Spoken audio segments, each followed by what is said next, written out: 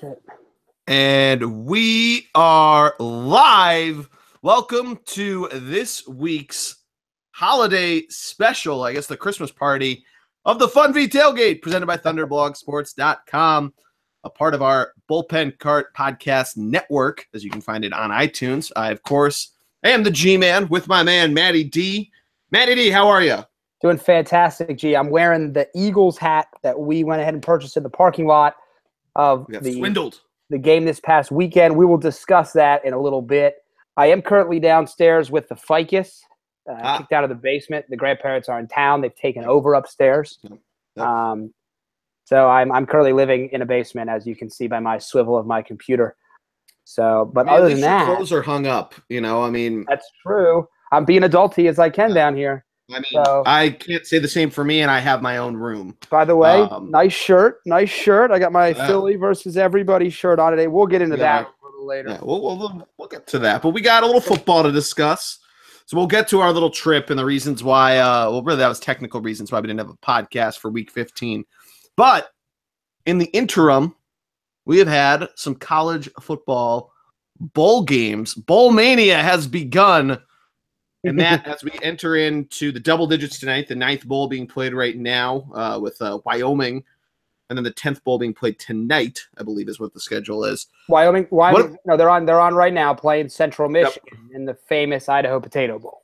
Well, then I think there's one more game tonight, right? That's the 10th bowl. That's what I was trying to get at. But yeah, Wyoming, is that so kind of getting right at it, what's been your immediate reaction to the bowl games? Which ones have stuck out to you, and is it this one? I mean, let's get right to it. Well, I mean, this is a big game because you've got a ton of NFL executives, GMs, coaches, NFL scouts, Mel Kiper, Todd McShay. They're all watching this game. Yep. Because of Josh Allen, the quarterback for Wyoming. I'm sure a lot of people aren't aware of him. They're probably more aware of some other guys that we'll get into in a second. But Josh Allen is considered one of, if not the top quarterback prospect in the draft this year. Yep. He had a really great 2016. His 2017 has been a little weaker, but almost every NFL scout will tell you across the board that it's because of his supporting cast is so bad at Wyoming right now. He has started off this game smoking hot, 7 of 10 with 3 touchdowns, so already putting on a show. He's got the whole package. He is similar in an extent to our boy Carson Wentz, coming from a small school like Wyoming, a little bit bigger than North Dakota State, but still, playing with kind of a bum injured shoulder to show up already against a decent Central Michigan team, it's a big deal for him. So I've been very impressed so far with Josh Allen here in this famous Idaho Potato Bowl. Yeah, you might remember seeing a random picture on the screen and see that it was in fact Josh Allen, because they had that weird, almost mustardy brown color for their jerseys. Yes. And the cowboy logo that, if you've ever been to the state of Wyoming, it's all over all of their license plates. So it almost has to be like a state logo, if anything. Right. Yeah, I'm not looking too hot on my pick for it.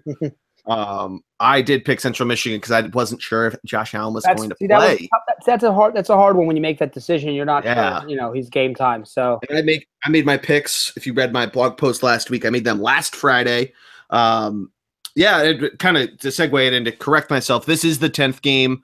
Earlier today, Ohio did beat UAB, who in their first year back will have gone 8-5. So good for the Dragons. Mm-hmm.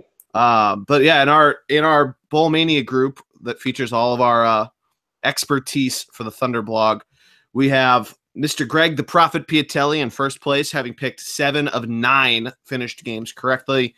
He also has picked Central Michigan. So Matt, who was in second place with 6 of 9, could move into a little tie for first place.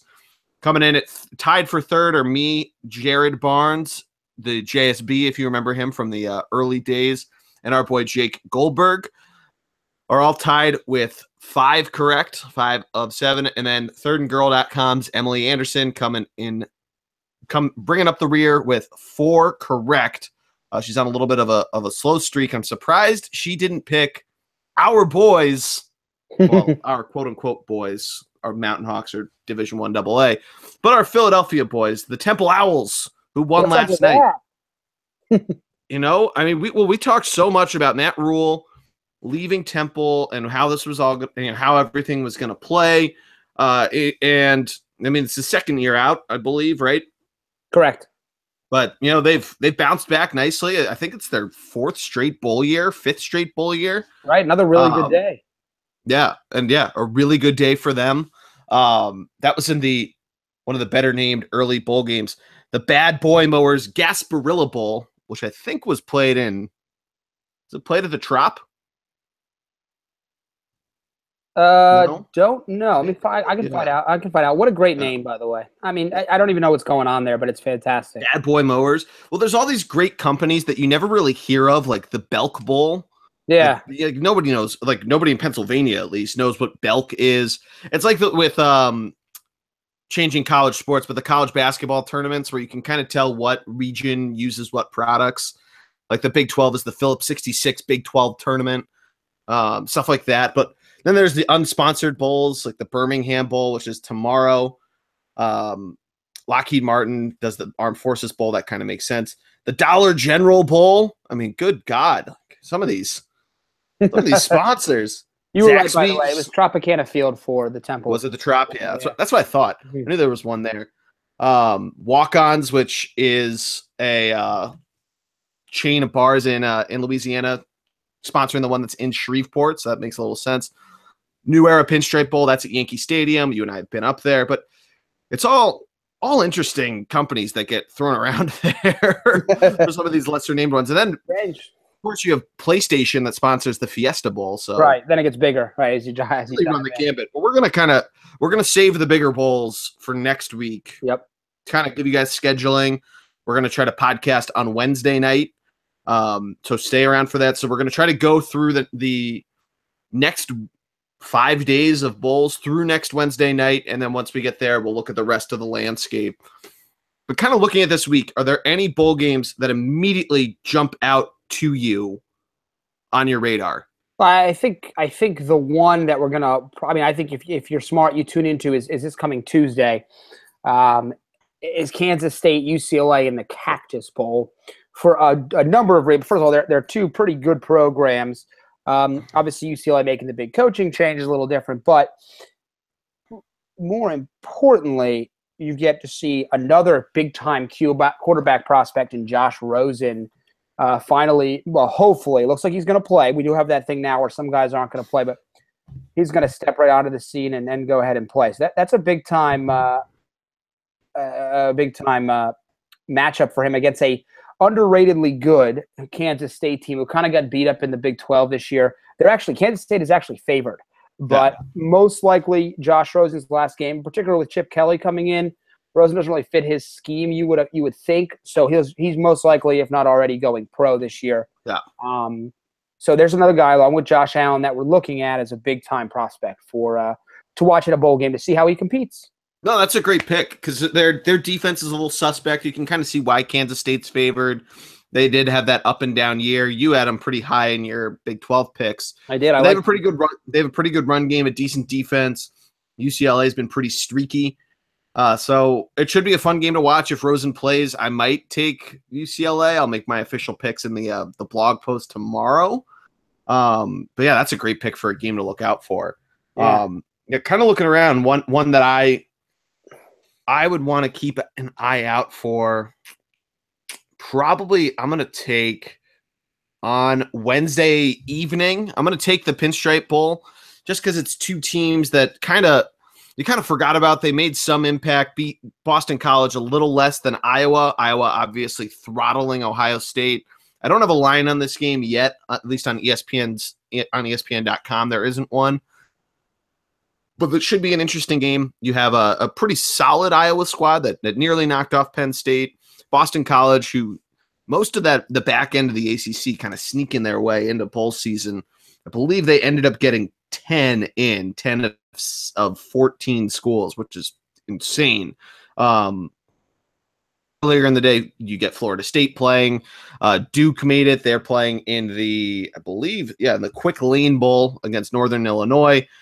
Which that's actually one to look out for too. Duke with David Cutcliffe, solid squad. Northern Illinois, who ever since and the quarterback's name is now getting beyond me, but the guy that almost won the Heisman 4 years ago, Jordan something. You remember this guy? Wait, say it again. The guy, the Northern Illinois quarterback, and that doesn't really matter, but they had that quarterback. No. Oh my God, why can't I remember this? But anyway, they've kind of hung around since then. They just haven't, because really with a lot of those schools, if you lose 3 games even, you really quickly get away from national spotlight. So that should be a fun game. We were talking a little bit off the air of Utah, West Virginia, how that might be a little different. It could have been such the Hawaii Bowl actually should be fun too. What bowl? The Hawaii Bowl, Fresno State versus Houston, 2 high-flying teams. Fresno State was actually ranked for a little bit. They beat Boise. Were. They beat Boise. Boise came back and beat them again. But there's 2 pretty good programs. Obviously, Houston struggling. They lost their coach to Texas, but not struggling in terms of their 7-4.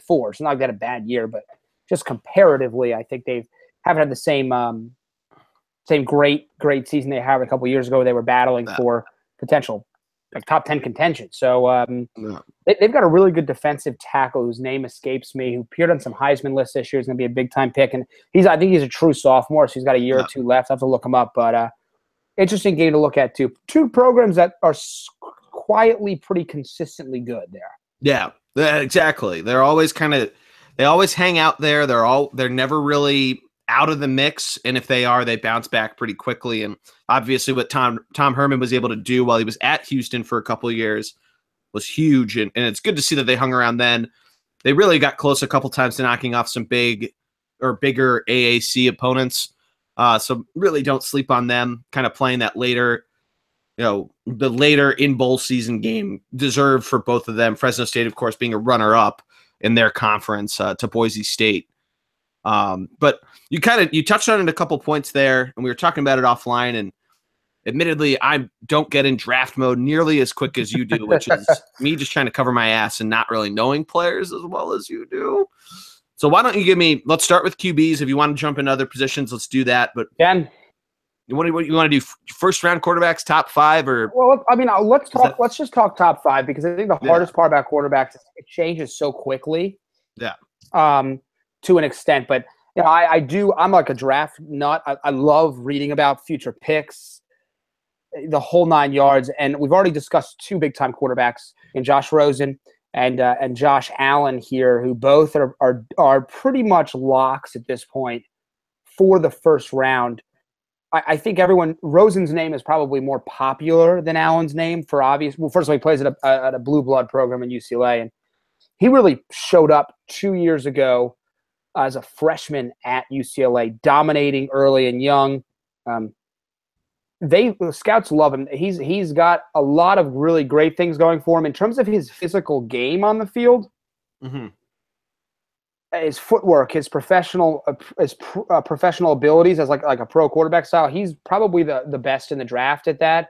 Where their concerns is there's a little bit of an attitude concern with him that we've seen, and plus he's got a little bit of an injury history there, but he's going to go top 5 without a doubt. Okay. But in terms of my rankings, if I was going to draft a quarterback, I like Josh Allen first. I think he's a little more durable than Rosen is. So I actually take Josh Allen as my number 1 ranked quarterback so far. I slot Rosen in as number 2. I think if you get him on the right spot, I don't think he's the right fit for like the Jets or the Giants. But for a team with a little bit less of a media presence, I think Rosen's a great fit. Possibly Cleveland would be a good landing spot. So he's my number 2. Okay. My number 3 is Sam Darnold at USC. Big-time program. He's going to have an opportunity to really show his stuff. And I know we'll get into the bowl previews later, but he is really up against Ohio State in the Cotton Bowl. That's a huge game for him. He's had some interception issues this year, and he's got a couple mechanical problems he's got to work out. I still really like him, but he would be my 3rd quarterback off the board. To me, though, those are the top 3, and after that, it's going to get really interesting. So the next 3 names at the top of the list right now are Baker Mayfield, okay, Lamar Jackson, and Mason Rudolph of Oklahoma State. Okay, and I like that. I like Mason Rudolph. They couldn't be more different. So yeah. I mean, with Mayfield, a little undersized. So the problem is he's going to probably come in under 6 foot. But a lot of teams, thanks to Drew Brees, but more so Russell Wilson, are going to feel comfortable taking him in the first because of that competitive edge and that fire that he brings to the team. And, I mean, I think we've seen it. NFL teams are starting to resemble college teams more and more in terms of their spread offense.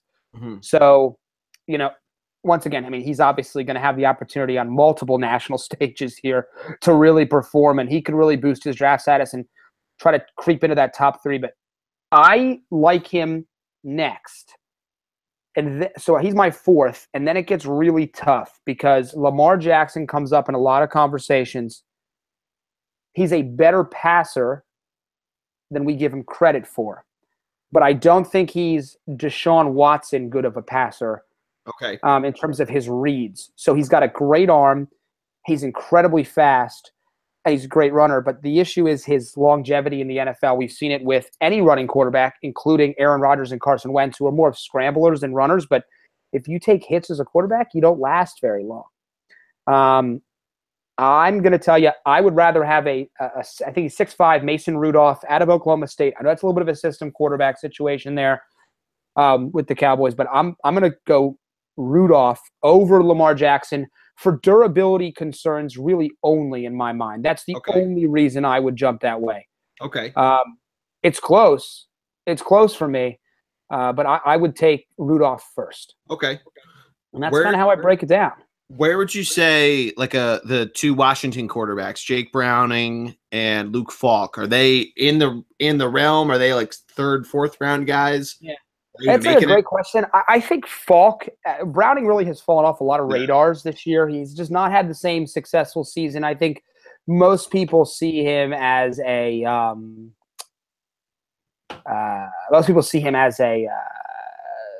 very much so a system quarterback, even more so than. I can see that. I think Falk has an opportunity. Done it though. He does. He has an opportunity to kind of really go ahead and solidify some things with a decent bowl game against Michigan State, and then if he can do it, a really good senior day. I have concerns about his size. He's 6'4", but he's only 205, and you really have to kind of have a little more girth. So like a Rudolph is 235, which gives you that size you're looking for. I could say from experience, it's pretty easy to gain 30 pounds. Yeah.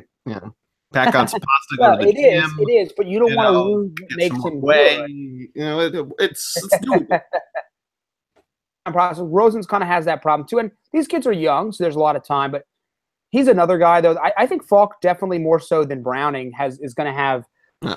People thought day 3, but the more you hear the chatter about it, the more you think that he might slip into a late day 2 pick. And you know what happens when it comes to quarterbacks. People start to overreact right away. and off you go. So he's got a shot. I think there's always going to be a couple other guys, too, that are kind of floating around. So, I mean, we'll see what happens. Out of nowhere. Yeah, definitely. My bad. I thought there was you were finishing up on there, or didn't realize you'd finished up. Are there any other positions that you can see now being fun in terms of like fun to look at or fun races of this guy versus that guy or anything like that, or is it almost just going to be needs based on how the final order gets set up? I mean, because it could be one way, it could be, the Giants end up getting the 2 pick or the 3 pick or wherever, and they need, name it, offensive line, running backs, whoever. But it also could be fun to, a debatable number 2, depending on who gets there, obviously. So what do you think in terms of that for position? Are there any other positions that you're looking at?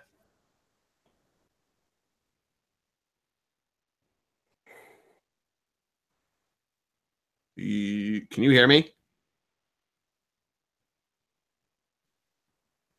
Matt?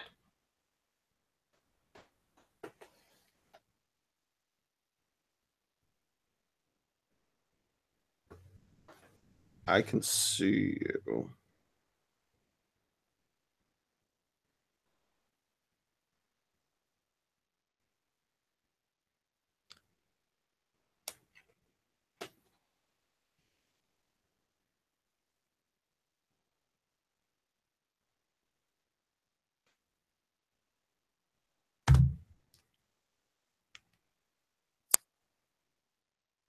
Try talking. Can you hear me at all?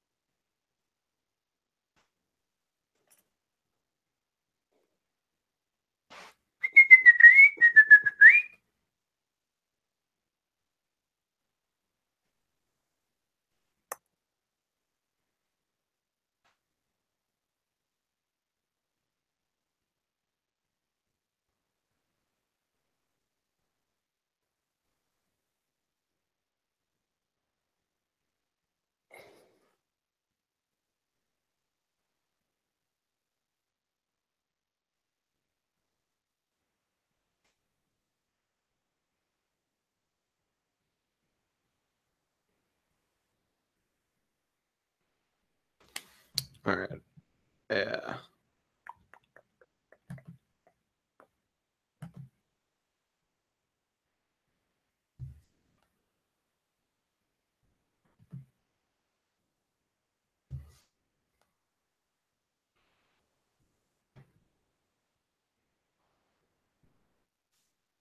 Yo. Yo. Oh, I'm back. Okay. All right. There we go. All right. My tangent got so heated there that my computer shut down because of I was just coming in hot there. No, I'm sorry about that. Sorry about that. Uh-oh. Well, let's run it back. We'll run it back from where did you lose me? I didn't get any questions about positions. I started asking you about because we paused at the end of the quarterbacks, and I said, are there any other positions that you're thinking about? And I can just edit from there. Okay, no, that are battles. Oh, did you cut off the recording? No. We're still recording. We're still live, but nobody's watching. Still live. So that's fine. We can always so we can make adjustments. Okay. So your next discussion was about like any other position battles that are exciting or anything like that. I'll count it in. No, I got you. Okay, great. Count it in, and I'll just jump right into I'll jump right into position battles. Go ahead. Yeah. All right. 3, 2, 1. Yeah, I mean, so in terms of other potential position battles that we could see, I think the ones. I mean, it's hard because you're just immediately going to go ahead and pick like big time position. So, for example, running back Saquon Barkley, probably already considered top 10, but behind him, who's next? Bryce Love of Stanford, one of the Heisman favorites, Heisman finalist Nick Chubb of Georgia. You got Darius Geis in LSU. Damian Harris in Alabama has an opportunity to kind of make his name. Royce Freeman of Oregon is a sleeper to watch there as well. I think other ones that could be interesting. There are some really good prospects in the big time bowl games. Oklahoma, Georgia, Alabama, all big time. So I think there's a number to take a look at. But at the end of the day, it all comes down to quarterbacks, right? So I think that's where we're going to see it. I'm fired up to see some of these big-time quarterbacks in these title games. And don't forget, just because they're not draft eligible, Jake Fromm at Georgia is another big-time guy to take a look at. He'll be playing. He's a freshman, so we'll see what happens with him. But he's a big-time prospect coming up. Mm-hmm. Who else am I forgetting here? Jalen Hurts kind of had a down year compared to his freshman year, but he's only a sophomore, so he'll be back next year for Alabama. Kelly Bryant for Clemson hasn't shown the same mature, but you're coming down from Watson to Kelly Bryant. So 3 guys in the biggest games who I think have an opportunity to kind of make a name for themselves in that regard. Excuse me. I like it. So yeah, we'll see what happens there. Kind of interesting. And by the way, people forget about this. Jacob Eason is the injured Georgia quarterback who got jumped by Fromm this year because of an injury. So he's another guy that probably won't come out this year, but it's got a shot. So there's some interesting guys we're going to be able to watch this year. So pretty excited about it. Yeah, it should be a lot of excitement going forward, and it should be great to see. I'm excited to break down the bowls with you next week. I mean, we've got some good ones right now. Don't get me wrong, but man, they're going to get really juicy. And they just get better and better as you go along, which is so great. Yeah, that's nice. And it's nice too that you still get some of those like bonus ones, after the New Year's Six. But there aren't as many, I don't think. Yeah. I think in the playoff era. So that's nice at least. Oh, hey, by the way, before we continue, I want to discuss a quick conspiracy theory with you. This is good. I love a good college football conspiracy theory. Florida State is playing Southern Mississippi. Okay. Florida State went 6-6, which technically makes them bowl eligible. They continue their streak. Oh, but I think I know where you're going with this. They played an FCS team, and I'm going to bring their – I think it's like Delaware State. So, it is Delaware State. Right, and the requirement is that you must have 90% of players on scholarship or something along those lines. Delaware State technically didn't, and according to NCAA rules, that makes them an ineligible win. Yep. Which theoretically makes Florida State 5-6 and not bowl eligible. Yep. So we'll see what happens. But a Reddit person kind of discovered this. I'm going to bring up the team name. Delaware State has only 87% of its available scholarship grants in aid awarded. Yep. So theoretically, they are not a legitimate victory. So we'll see what happens. Apparently no one noticed this, or they snuck it under the rug, but somebody found it. And so we'll see what happens there in this case. But I thought it was just an interesting play there to see what happens. No, I heard that. I heard that earlier today. That is really funny. Yeah, it'll be interesting to see what happens with that, if anything. But I mean, they're also massively favored in that game. Oh yeah, I mean, as they should be. Yeah, as they should be. But more fun nonetheless. But we're gonna move on to the NFL. But before we do that, gotta give a shout out to my boy Brandon at Sports Geek Fantasy. PGA season is coming up, and if you want to play fantasy golf, this is the place to do it. Season-long daily fantasy. I've been doing it. This is going to be my third year. Basically, how it works, he sends out a link to a weekly golf contest. You pay him up front, so every golf contest on DraftKings is free. You pick your team. You get points depending on how you do. First, second, third, fourth, yada, yada, yada. Then those points add up. You make the FedEx Cup playoffs. You finish, I don't know where, depending on how many people we can get. First, second, third, fourth payouts. The other part, if you win the week of a major, you win money there. I won the Masters in 2016 because I was one of the only people to have Danny Willett. So it's a lot of fun. I highly recommend it. I play in his football and baseball leagues as well. I just won the AFC South or West. Got a little payout for that at my first round of the playoffs this week. So hopefully I do well. But yeah, sportsgeekfantasy.com. I'm going to include a link like I have on the weekly blog post right to the registration link. Matty D is going to be playing, and he's a noob, so you can kick. Oh, my God. I can't wait to smoke you. You're going to waste all your money on I'm not even going to say it. I'm not going to give you any advice there. But let's move on to the NFL before we start arguing over the Hawaii tournaments. Cold Hard Locks, Week 16 is coming up.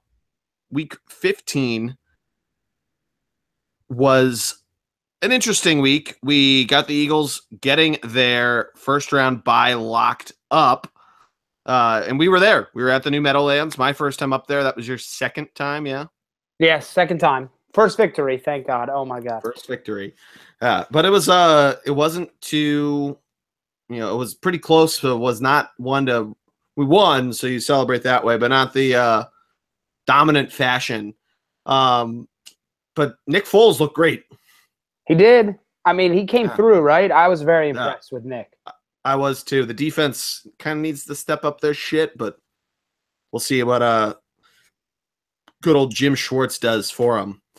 But we'll see how everything goes this week. I don't think we can lock up every spot for the NFL playoffs, but we'll get close. There's some important matchups. I was fooling around with the playoff machine at work a lot this week, trying to figure out different ways of getting like the Raiders or the Packers in. So it's there's a lot of interesting ways that all of this could work out. Put it that way. But let's get right into it. We have 3 different days with NFL games this week. We start with Saturday football. We are back to the Saturday football equation. And we will be for the foreseeable future, considering the first 2 rounds of the playoffs have it as well. And we start with one that should be pretty easy pick'em-wise, but is an interesting line. 4:30 Saturday, December 23rd, on the NFL Network, the Indianapolis Colts returning to Baltimore. Get that? To face the Baltimore Ravens. Ravens come in as a 13-point favorite. Matt, what do you got for me on this one? This is a must-win for Baltimore. They're technically not in the playoffs, but if they control their own destiny, they win out, they'll be in as a wild card. They've got to win here. I think they do. But you're right. This is a big line. Forecast is rainy. Yep. And against to what I still think is a spunky Colts team that no one talks about because they're not good. So I actually think that the Colts cover here, but the Ravens win. So I go Colts to cover, Ravens victory. Okay, so Colts with the points. I'm going to take the Ravens to cover, mainly because I like Alex Collins a lot. And I just that Colts defense is just shit. I know. Yeah, so, and they're not good away from home either. They're 1-6. They're 3-11. So I'm gonna take them to cover that 13-point spread in Baltimore, but we both have them winning. Do you know who cut Alex Collins? No. Seattle. Wow. Yeah, isn't that right? So Seattle can't seem to find a running back that works, but they cut Alex Collins, and now he's got – I mean, it's going to be tough, but he's, 166 yards away from an 1,000-yard season with Baltimore. So that's pretty 156. What did I say? Oh, yeah, 156. I'm sorry. You're right. 156. You're 156. Yep, go on. No. But moving on, we have it was going to be an intriguing game, I should say. But then the Packers officially got eliminated from the playoffs. And that was part of my playoff machine tomfoolery, was to figure out if it was possible for them to get in. It's not. So Aaron Rodgers deactivated for the season. 8:30, though, in Green Bay, the Packers are an 8.5-point dog hosting the Minnesota Vikings. This one's going to be cold. It looks like it's going to be somewhat of a clear night. I'm going to take Minnesota here to cover that. I know that's a lot of road points, but Packers really just not playing for anything. And at this point, you almost want to put on the tank and get as high of a pick as you can with the healthy Aaron Rodgers coming back in 2018. Yeah, I'm with you. I got to take Vikings. This line's getting bigger. It was 6.5. It's up down to 8.5 with Rodgers being out. And unfortunately, the Rodgers for Eagles fans, it's really tough because we obviously wanted him to, play and beat the Vikings so we wouldn't have to worry about getting another victory on the schedule. We could just go ahead and rest guys. But big time, I mean, I'm sorry. The Vikings are going to win it. Poor Brent Hundley. It's a shame. Yeah, to kind of fill in what Matt was getting at, the Eagles basically have Minnesota at a dormy. All they have to do is either win one game or the Vikings lose one game. The Eagles get home field. But it's also possible that Minnesota gets the 4 seed, too, if they lose out. Again, a lot of time in the NFL playoff machine on ESPN. Probably one of the most least productive weeks of the year, second to next week. But moving to Saturday or Sunday, Christmas Eve, a full slate of football for you. That rain's going to continue for these next 2 games that we talk about. The Bears hosting the Browns. Chicago comes in as a 6.5-point favorite. And you know what? Call me crazy. I'm going to think that this is the game that the Browns get their first win. I'm taking Cleveland with the points. I mean, it's got to be their best shot. They're not even that far away from home in Chicago. I'm hoping it turns to snow because no one likes a rain game, but everyone likes a little snow involved. I'm sorry. I took the Bears. I got no faith in this Browns team. No, I understand. So I'm going Bears. I think I think they just take it and win this week. And Browns continue their trudge to 0-16. And, hopefully whether it's Josh Allen, Josh Rosen, or Sam Darnold, or Kirk Cousins, I don't know, somebody comes in there and helps them out next year at the quarterback position. So I'm taking the Bears. No. It's probably the right pick. I've been on a little bit of a hot streak in our weekly pick 'em by being crazy, so I'm hoping this helps me pay off. But we'll We'll break that down next week on how we're looking. So I need to add up the weeks.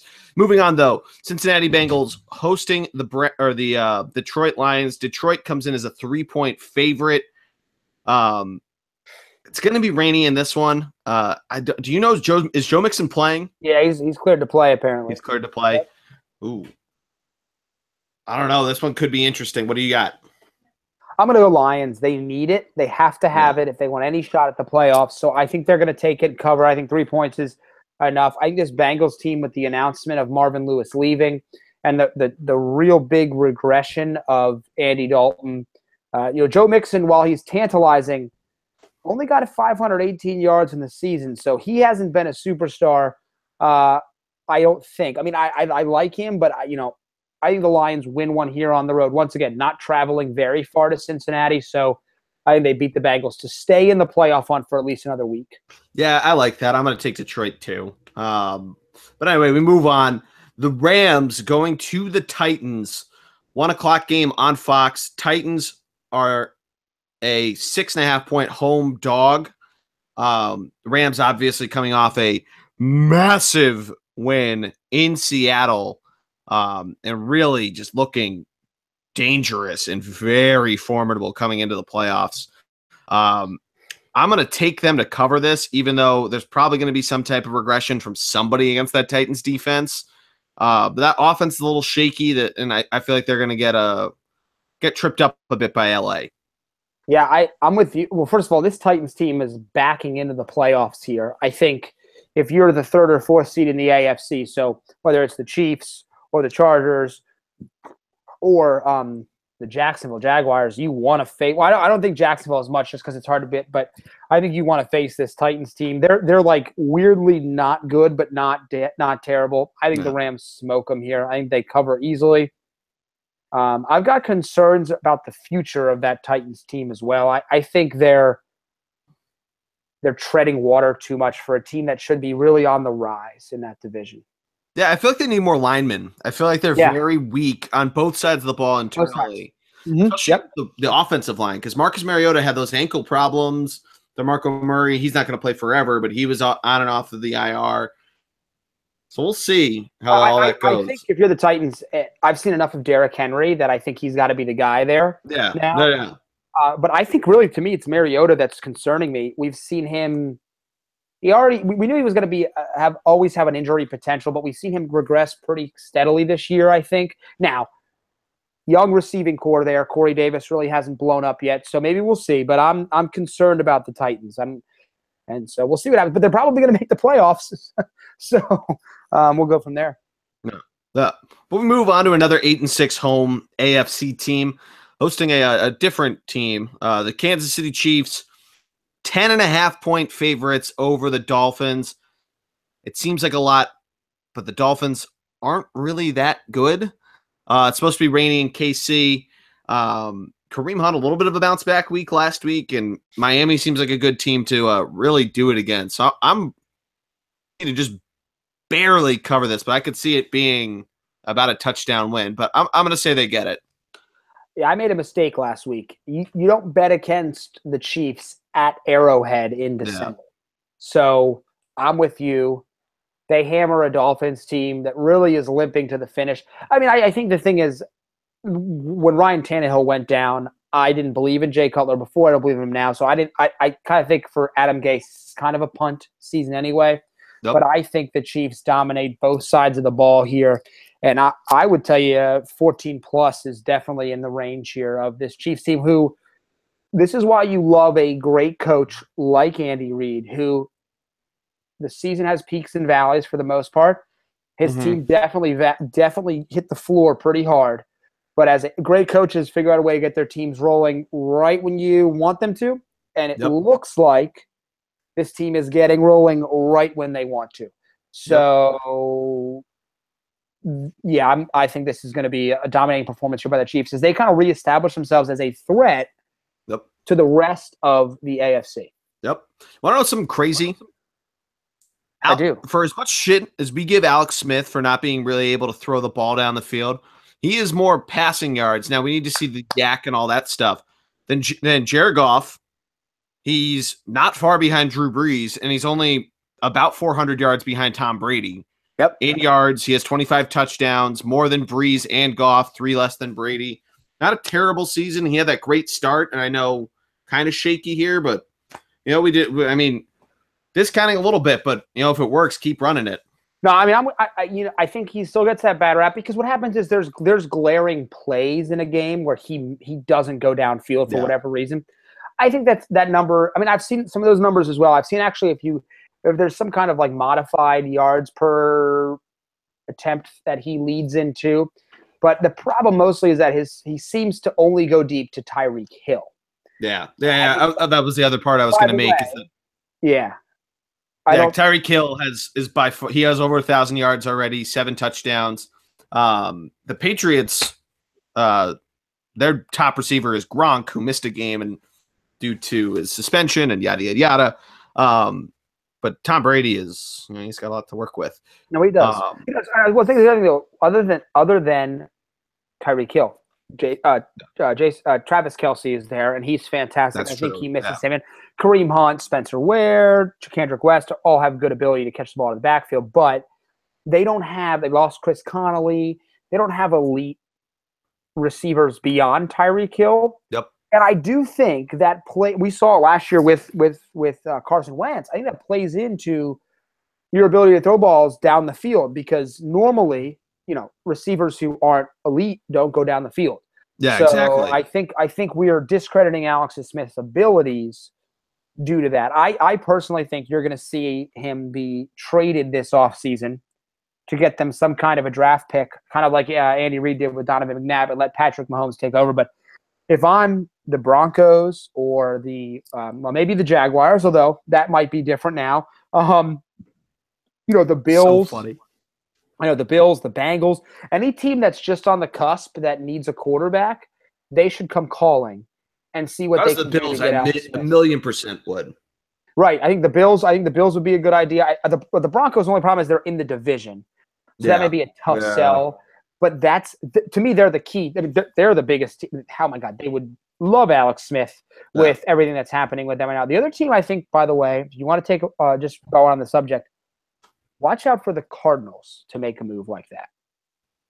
Ooh. Because if Bruce Arians doesn't retire, now Carson Palmer has another year left on his deal, but if Bruce Arians doesn't retire, that's a great landing spot. Now, I know Bruce Arians likes throwing the ball down the field, but give me Alex Smith over anybody else than Blaine Gabbert. Like that, to me, is a great pick. But I digress. Anyway, so we mentioned both of these teams, but the Bills are going to the Patriots at Gillette. It's an 11.5 point Patriot favorite line.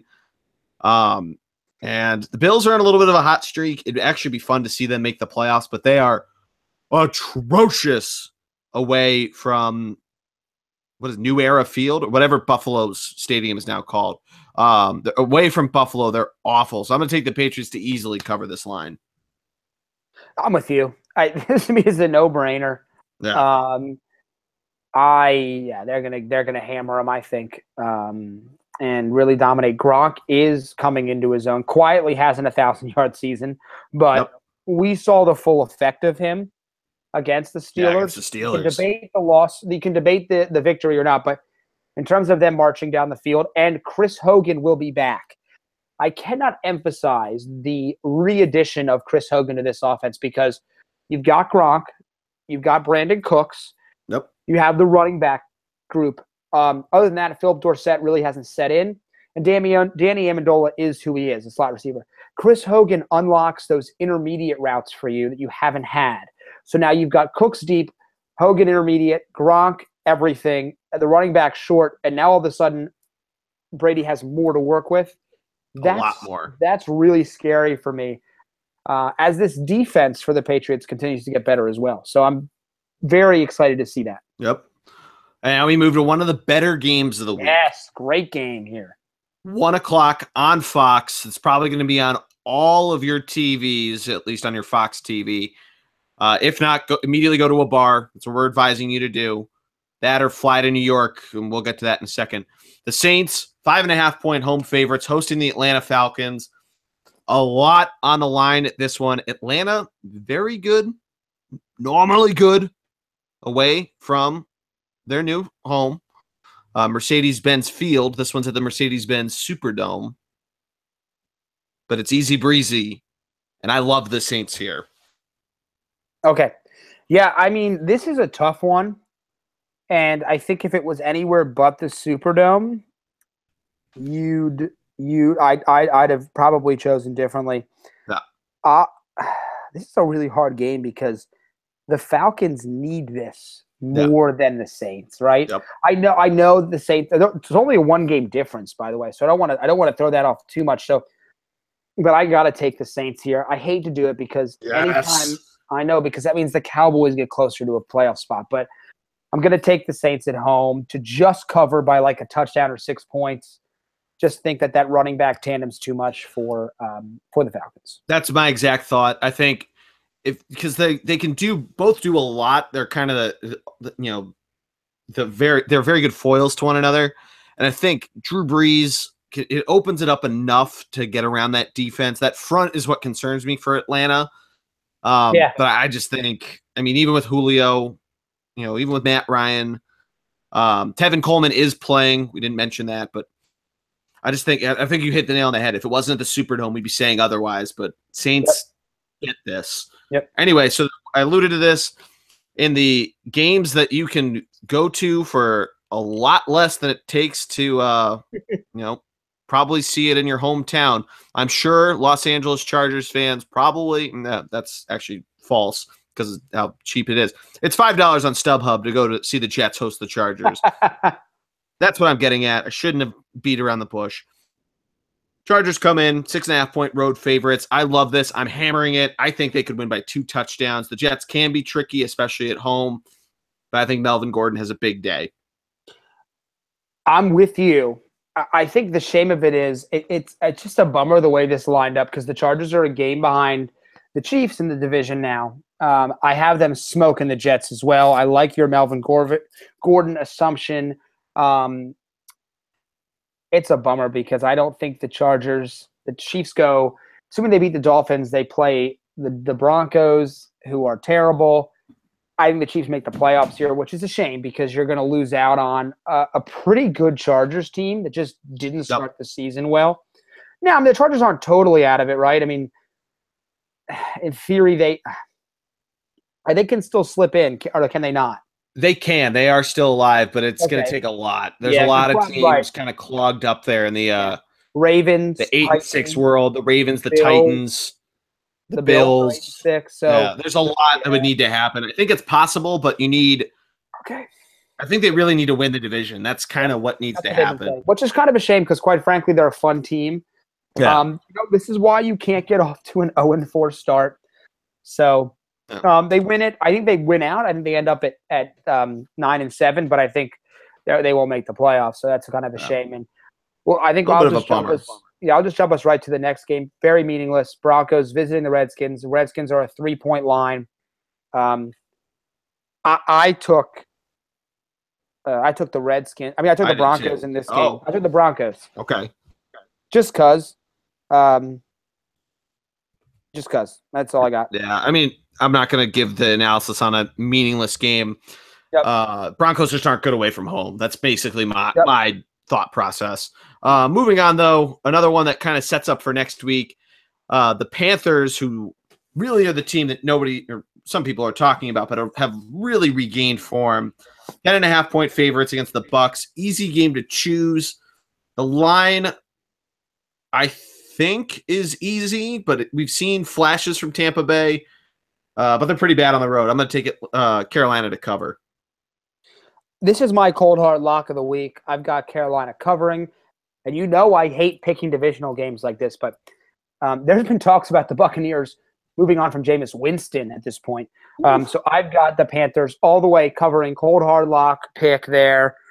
They've got to win it to stay in the chase. They have a top opportunity to come out of this week leading the division if the Falcons can upset the Saints. So I've got Panthers all the way. I like it. So we move on to the 4:00 games. The Jacksonville Jaguars coming out to San Francisco with Jimmy Garoppolo as 4.5-point favorites. I like them to cover that, although I do think Jimmy G could potentially give Jacksonville a little bit of trouble. He's just not a ton really around him. Jimmy G's 5-0 as a starter. Huh? Like 3-0 with the 49ers. With no weapons, making Marquise Goodwin look like a relevant fantasy player. But I take Jacksonville to cover because their defense is so good that they're just going to cause Jimmy G some problems. This is like, I almost want to grab Kyle Shanahan and say, just don't put Jimmy G in the game here because it's not worth an injury. So I'm going to take the Jaguars winning, although I wouldn't be totally blown off my feet if the 49ers upset the Jags here because typical Blake Bortles, Jacksonville Jaguars kind of game to lose, but I'm going to go with you. I'm with the Jags here. I love how much you hate Blake. It's so funny. I want to like Blake. I do. But all I can remember is the Chargers game a few weeks ago where he basically tried to give the game to the Chargers and they still lost. And they still won. Yeah. By the way, I'm not saying they should give up on him. Yeah. Like I almost think you should bring him back for another year. But I struggle to trust quarterbacks because I've seen enough of them totally blow it. And All right, so we move on to basically the losers out game. I believe Big Cat on Pardon My Take called it the loser leaves town game of the week. 425 on Fox. This is 1,000,000% Joe Buck and Troy Aikman getting the call for this one. The Dallas Cowboys, 4.5-point favorites, returning Ezekiel Elliott against the Seattle Seahawks. Like I said, Dallas 4.5-point favorite with Zeke, who was not hurt, was just suspended. So he doesn't really need a ton of rust to shake off. I'm going to take the Cowboys here. I want to pick the Seahawks, right? Yep. I know you do. 30 touchdown passes. Zeke's been suspended for 6 weeks. He's got 783 rushing yards. So it's not even unfathomable that he could even get to 1,000 yards if he has 2 good weeks here, which is incredible to me. But I hate to do it. I gotta take. Yeah, you gotta take the count. I got it. I'm gonna tell you. Yeah. I hate to tell you this. They're a dangerous playoff team. They are. They absolutely are. It's like the only Skip Bayless take that's not terrible of all the ones he's been doing. That the Dallas Cowboys can be dangerous in the playoffs. They can be. And I mean, oh God. So honestly, this is the worst part. Like in theory, both teams have to win to be in the playoff race, right? Exactly. But the Cowboys are at home with a fresh Zeke against. Now here's the thing: Bobby Wagner is fully healthy. Health. That's not a word. Healthy.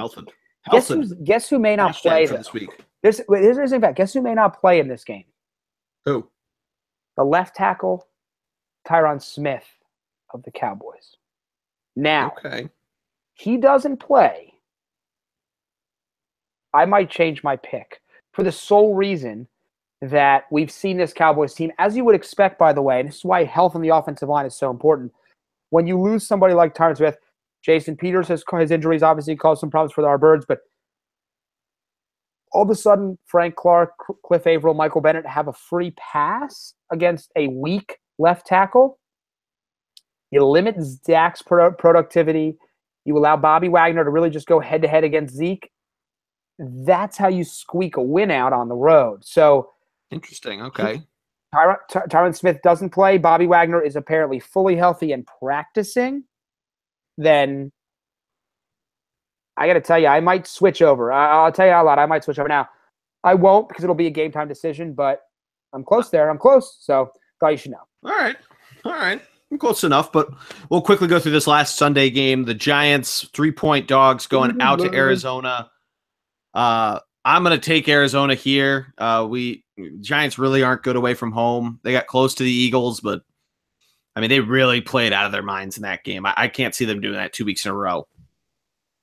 Yeah, I got the Cardinals winning here, and it's an easy line, 3-point favorites on at home against the Giants team. That you're right, they played really well last week, but I know the defense didn't play well for the Eagles, but it's a divisional game. You expect a close competition. Eli's played us so many times, but I got the Cardinals winning here. Cardinals, quietly figuring it out this season with all their injuries. So I'm impressed. And I do hope Bruce Arians sticks around for another year to see if they maybe can get, maybe if Carson Palmer's healthy, although I'm not really a believer, but maybe Kirk Cousins can come into town. or get me a young gunslinger in there that's okay to go deep. That team's got a lot of pieces together, defensively and offensively, at least at some skill positions. But this might be, by the way, the last home game for Larry Fitzgerald. So we don't know what's going to happen with him, but it could be his last home game. That's a good point. That's a good point. So we move on. Monday, have 2 games in lieu of Sunday night. In lieu of Sunday Night Football, they have NBC has a second game at 4:30 on Monday, Christmas Day. The Pittsburgh Steelers, fresh off their controversial loss, going to Houston. Houston is really banged up. Hilariously, as I scroll down to this part on ESPN.com, one of their staff writers shows the practice report, and it is lengthy. Yeah, it's lengthy. It's like a graveyard. Jeez. Steelers come in as 9-point road favorites, but I'm going to take Pittsburgh here to cover that. I think they're all pissed off. They want to just get a win. I don't know if they lock up a bye or not by winning, but they win easily and they cover that spread. This is kind of a nice line here. Yeah, 9 points is interesting. That's strange. Yeah. Because I think it'll be higher because we don't even know who's going to start a quarterback for the exactly. That's why a big reason why I'm just going to take the Steelers with the points, or to cover these points and run. Just run away from it. Yeah, absolutely. I think they're going to get. Yeah, they're going to hammer them here. Tom Savage being one of those on that lengthy list. Right. So, but let's move to the game we really want to discuss here. Yeah. It works that it's last. It's very nice that way. I love when that means, because you know what? We deserve more primetime games. So you're right. I do love it. Yeah. Our Birds hosting the Oakland Raiders at home. Raiders on Monday Night Football, Christmas night. Oakland comes in as a 9-point dog to the Eagles. They're terrible away from Oakland. And I guess one of their games wasn't even in Oakland. No, that wasn't a home. Or whatever, it doesn't matter. Derek Carr, though, slowly putting together a decent season, even though he missed some time. I do like the Eagles to win here, and I'm going to take them to cover. Okay. 9 points. I'm going to take the over, though, on the over-under, which is 47. And the big reason for that is the Eagles' defense concerns me a little bit, but not enough that the Raiders could keep pace with an Eagles offense that could just keep chugging. Nick Foles scored when he needed to score, and I think that shows a lot about what the offense can do. And as they all get a little more used to one another, I think that there's a lot of potential there. I think, though, the running game still is a key part of it. It will be going forward as we get into the playoffs. But I'm going to take Eagles cover and an over of 47 points total. I will be there. You will be there. I'm being loud. And when are you loud? I'm always loud. But I gotta tell you, I think, to me, it's a must win for the Birds. Absolutely. This clinches it, and then this has the potential. You win this week, you can theoretically give some of your guys, and I'm on board with this, almost a 3-week break. Exactly. And I've been watching. You know what I watched? I watched Malcolm Jenkins miss tackles. I watched Fletcher Cox and Tommy Jernigan not get the pressure we're used to. Timmy Jernigan. I watched. Sorry, I say Tommy. Timmy Jernigan. Excuse me. Yeah. My fault there. Timmy Jernigan struggled to an extent. I've seen LeGarrette Blount lose a half step. Alshon Jeffrey get a little dinged up. I want a 3-week break, start veterans, and then from there, I want to go for it. So I think we have to win this game to get the number 1 overall seed, because I think the Cowboys are going to have something to play for. Yep. I want to control my destiny. So let's win. Let's win and let's rest. Yep. I agree 1,000,000%, and that's what I'm hoping happens. Yep. Might be some bias here. The lines have gone up, by the way. The lines have gone up. Yeah. What was it before? It was 8.5. Now it's 9. But I know that's not a lot. But that is a lot because it's 3 field goals. Yeah. And here's the key, though. The Vikings play the Bears at home to end the season. So you're going to assume they're going to win out. So to me, if you want it, you got to have it. This has got to be it right here, right now. You got to win. Yep. Absolutely. So, Do you have them covering? I do. All right. Yes. All right. A late change for me. I've been thinking about it back and forth. I was thinking about it too, and I just went gut reaction. I think it's the defense to me. You think they tighten it up? I like a 31, like a 31-16 game here. I think that's going to be, and I think it's a late touchdown, by the way, like we've seen in the past, that gets them over the top. Yeah. So. What I could see happening too is that the defense comes out hot, trips up a little bit in the middle 2 quarters, then really turns it up in the 4th quarter. You saw them do that a little bit against the Giants, especially late, which was huge. Eli Manning wants to blame it on us, the fans, for being loud, which great. But they did play a lot better. They had some bad penalties, some that were a little bit questionable, if you want to think that. But they still have it. I think they just rest is a big factor here. Being home, having a full week at home, not even having to get up to go on a bus. I think that's just a big part of it. Yeah, no, I'm with you there. So it'll be it's going to be an exciting week here. It's going to really solidify a lot of divisions. Well, let's see. It can. Eagles. I think the only one that really isn't is going to be I think the NFC South can't. To me, I mean, theoretically, the Chiefs and Chargers. Well, I don't know about that actually. Regardless, you're right. Yeah, you're right. I think the AFC West can't be either. But it doesn't look to me. It doesn't matter because the Chiefs are going to win. We're going to win. So I think it's really the one division left. So it's really now wild card positioning too, because the Vikings could go to the 4th seed. Yeah. So the Steelers and the Jaguars have a shot at the number 1 seed technically. So those are some big moves there that could happen.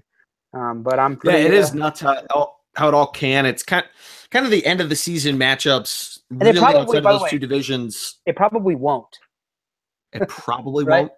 I don't think it won't. So I don't think, like, normally we think all these crazy scenarios and they never happen because the teams at this point, they're fueled up. They're phoning it in. Yeah.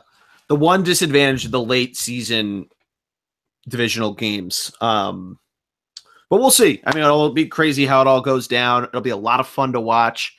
I think it's kind of nuts that they aren't having, I guess it's probably because of Christmas Eve, that they aren't having that Sunday night game this week. I remember going to a Week 16 Sunday night game, and then they announced that the Eagles were going to be on Sunday Night Football in Week 17 at the Cowboys. This was the last year they made the playoffs during the game, which I thought was cool.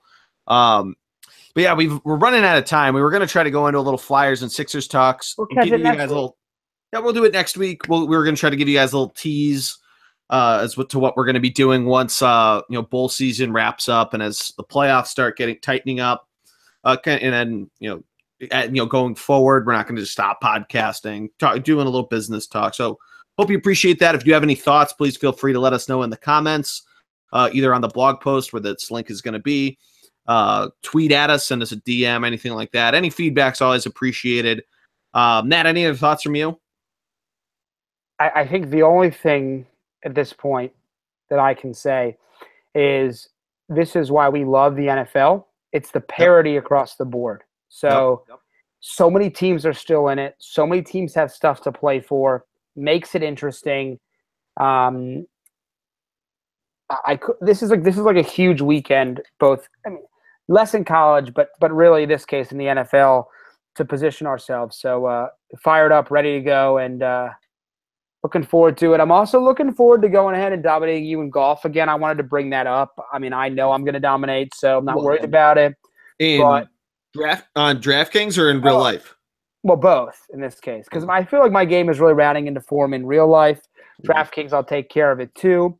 So anyone else? How many rounds have you played on DraftKings? How many contests? The thing is, I'm undefeated. Okay, I'm undefeated. The answer to that question, ladies and gentlemen, is 0. Right, I'm undefeated. That's a true fact. How many major championships do you have? Well, that's a different story. Now we're not. Now you asked me how many wins. I just told you my percentages. I'm undefeated. Well, technically, you're infinity. If we're going to do real math, if anybody else wants to challenge me, you come. You bring your best stuff. Like I said, I'm gonna include the link to register for Sports Geek on the blog post. That's a good play. Good. If you need to sign up for DraftKings, do that. That DraftKings.com. Matty D is going to be doing it. Unfortunately, we don't sponsor it, so we don't have a code, but I think that's going to do it for us this week. Go Birds. Follow us on Twitter, ThunderBLG, Thunderblog Sports, Facebook, Instagram, ThunderblogSports.com, all that good stuff. Have everybody have a Merry Christmas. If you're celebrating Hanukkah, I hope you've had a great Hanukkah. And we don't need to say Happy New Year because we'll see you before then. We'll talk to you next week. Matty D, my man, thank you. Let's go, brother. Let's go. Good night. Go Birds. Merry Christmas. Go Birds. Merry Christmas.